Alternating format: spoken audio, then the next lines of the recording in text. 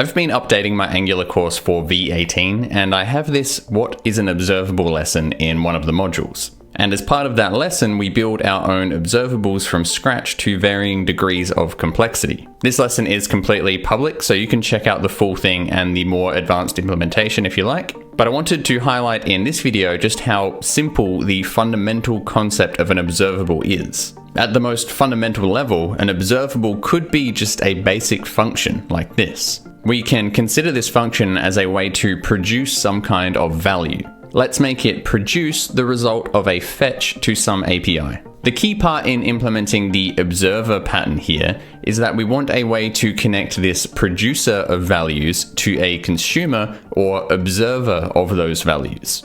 To do that, we could pass in an observer function and call that when we have produced the value we are interested in. We've now created an observer function that will just log whatever data is passed to it, and our observable now accepts an observer as a parameter. Once the observable has produced the value, it calls the observer that was passed in with the value that was produced. To kick this whole process off, we just call the myObservable function and pass it the observer. If we run this, we can see wisdom being logged out to the console. We don't need to explicitly define the observer separately like this. We could just create our observer as an anonymous function and pass it directly to the observable like this. But this still looks a little different to a standard rxjs observable. Why don't we need to call .subscribe here?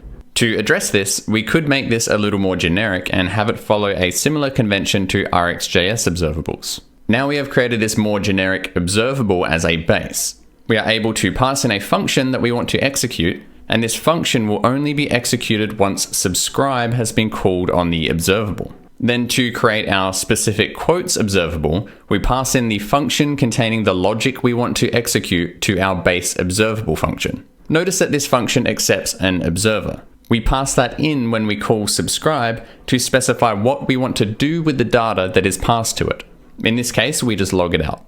If we run this, we can see we get the same result, and I could even subscribe to this quote observable multiple times if I wanted to as well, which would re-execute the function containing our logic multiple times because this is a cold observable. We could take this even further and keep getting closer to a more realistic implementation of an observable, or even set up a hot or multicast observable. And that's exactly what we do in this publicly available lesson in my course. So feel free to check that out if you want, but the main thing I wanted to highlight in this video is that the fundamental idea behind observables is not all that complex or magic. And if you are interested more generally in the Angular course, there will be a discount available for the 48 hours after I publish this video, on account of the V18 update, and also somewhat coincidentally, the course has also just hit 1,000 members that have joined since it launched. So there's a lot of people out there who have been enjoying the course, and if you enjoy the style of code I typically use on this channel, then maybe you will too.